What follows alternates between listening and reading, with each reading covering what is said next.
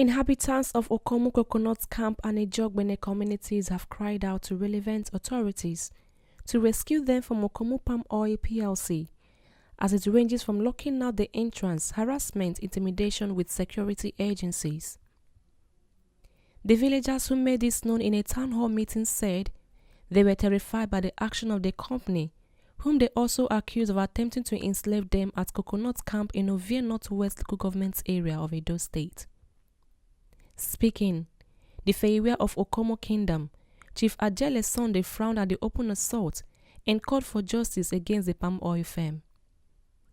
Chief Ajele Sunday added that the children of Ijaw-Igbene cannot go to school anymore, as all access roads have been blocked by Okomu Palm Oil PLC, unless through paddling of canoes, which he described as barbaric.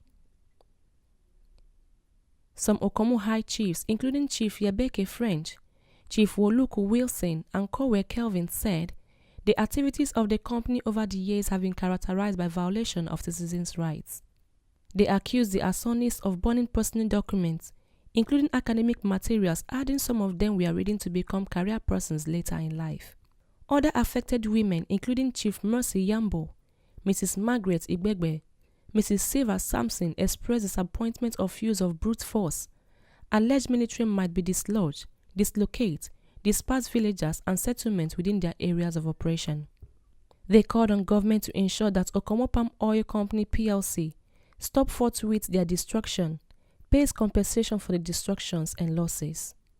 Reacting to the allegations, the Public Relations Officer Okomu Palm Oil PLC, Mr. Fidelis Olise, denied the allegation as untrue, explaining that there was no rift between the villagers and the firm and wondered why they would burn the area down. Mr. Fidelis Olise, who spoke on telephone as he was not in town, maintained that good relationship exists between them and the host communities, leading the mass employment, maintenance of roads, adequate compensation and scholarship for students in the area. They should rescue us. We don't know who else to cry unto. So they have to help us. We have been denied of our rights.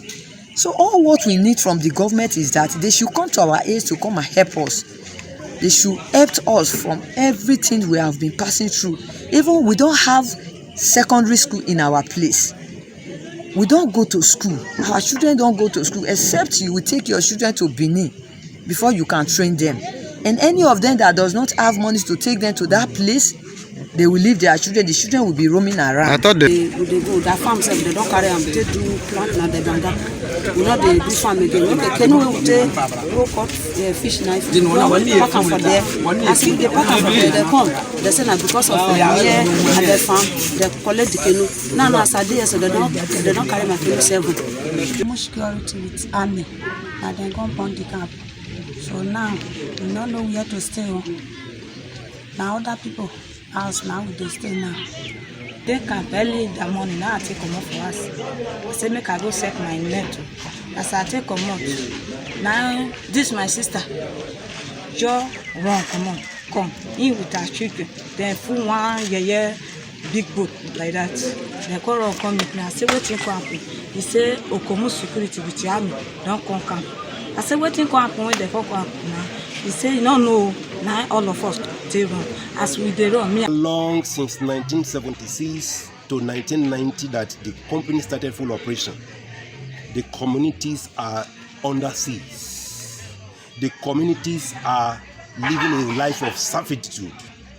The communities are only existing but cannot be heard.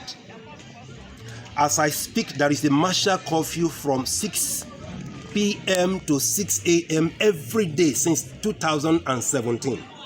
And above all, the recent burning down of Ijaw-Igbene on the 20th of May that happened, I cannot imagine where on earth how that kind of thing will come into existence. That a multinational operating in a community has the right to burn down communities in order to expand their plantation. I think it is barbaric. So this gave birth to all these things in us to write.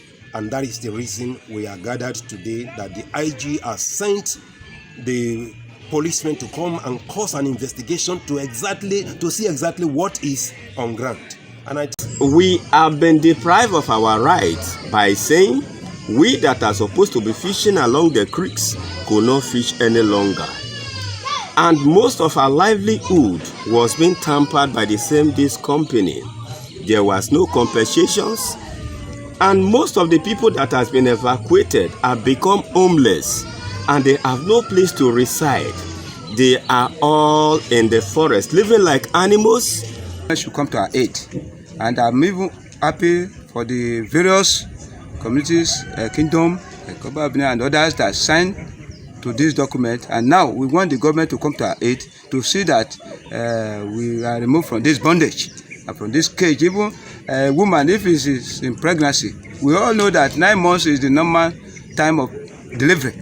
But now the pregnancy is not delivered. We want the government to come to our aid, and that is so our land, our road, you not get any more we would enjoy. They not do anything for we they suffer for. They will be slave to them.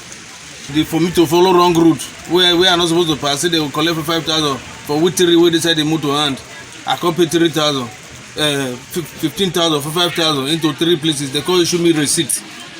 So I beg, I want know, I want ask government. May they ask me where this money they go. Since inception of Okomu Oil Palm Company in 1976, they are victimizing us. They didn't allow us to pass through that road, and they harassed us. And before they came to plant palm tree over everywhere, we were doing palm oil. And anytime they see us with palm oil, they will allege us that we stole their palm oil. They will lock many of our indigenous in their garden. We plead before they will